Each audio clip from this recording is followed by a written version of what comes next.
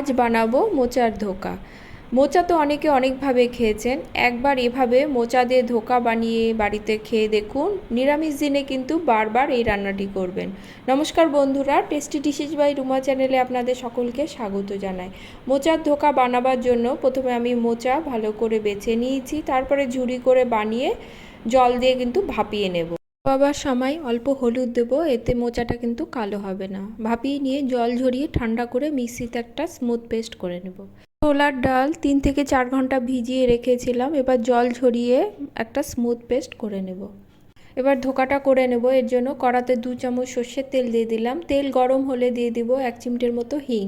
হিং থেকে সুন্দর গন্ধ বেরোলে পেস্ট করে রাখা মোচাটা দিয়ে দেব। মোচাটা দিয়ে কিন্তু মিনিট 2-এর মতো ভাজতে হবে।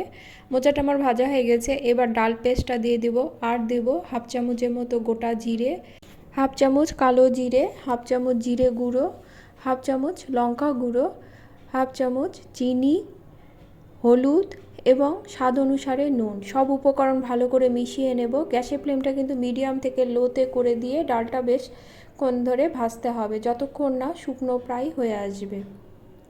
ভাজতে ভাজতে যখন কড়া থেকে ছেড়ে আসবে তখন ধোকাটা কিন্তু রেডি হয়ে যাবে। এবার থালাতে অল্প সাদা তেল দিয়ে এবার ধোকাটা দিয়ে চারিপাশটা বেশ সমান করে নেব এবং উপরটাও সমান করে নেব। নিয়ে মিশ্রণটিকে ঠান্ডা হতে দেব। ঠান্ডা হলে এবার কেটে নেব। আপনারা আপনাদের পছন্দ মতো শেপ দেবেন। আমি একটু বড় বড় আকারেই কেটে নেব। এই ডালনাটা করার জন্য আমি ছোট আলু সেদ্ধ করে নিয়েছি। আপনারা কিন্তু কাঁচা আলুও ব্যবহার করতে পারেন, তবে কাঁচা আলুগুলো একটু বড় বড় করে কেটে নেবেন। এবার একটা বাটিতে 1 চামচ জিরে গুঁড়ো, 1 চামচ ধনে গুঁড়ো, 1/2 চামচ গরম মশলা গুঁড়ো, 1 চামচ হলুদ এবং 1 চামচ ঝালে গুঁড়ো দিয়ে অল্প জল দিয়ে একটি মিশ্রণ করে রেখে দেব। এবার কড়াতে সর্ষের তেল দেব। তেল গরম হলে আমি ধোকাগুলো দিয়ে দেব। ধোকাগুলো কিন্তু একবারে দেব না, নরম থাকার জন্য কিন্তু ভেঙে যেতে পারে, তাই দুবারে আমি ভাজবো। দুপিঠ বেশ লাল করে ভেজে নিতে হবে। এবার ওই তেলেই আমি আলুগুলো দিয়ে দেব। আলুটাও কিন্তু বেশ লাল করে ভেজে আমি তুলে নেব।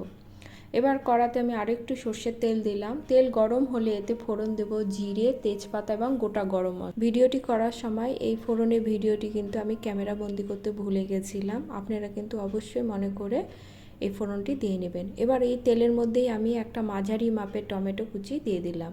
এর মধ্যে দিয়ে দেব নুন। নুন দিলে টমেটোটা বেশ মজে আসে এবং তেলও ছিটে যাবে না।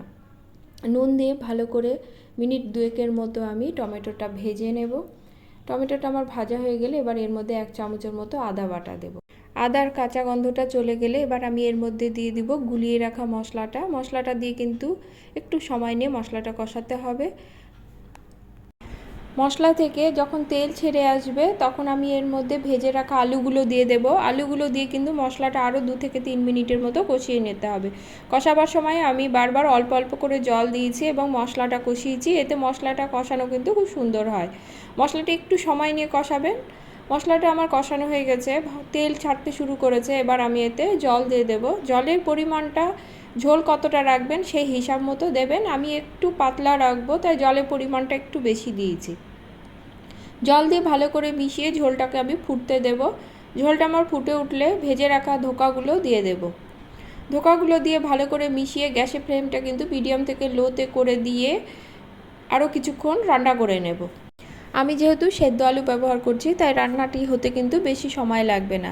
কাঁচা আলু ব্যবহার করলে রান্নাটাতে একটু সময় লাগতো। 7 থেকে 10 মিনিট ঢাকা দিয়ে রান্না করলেই কিন্তু আলুটা সুন্দরভাবে সেদ্ধ হয়ে যাবে।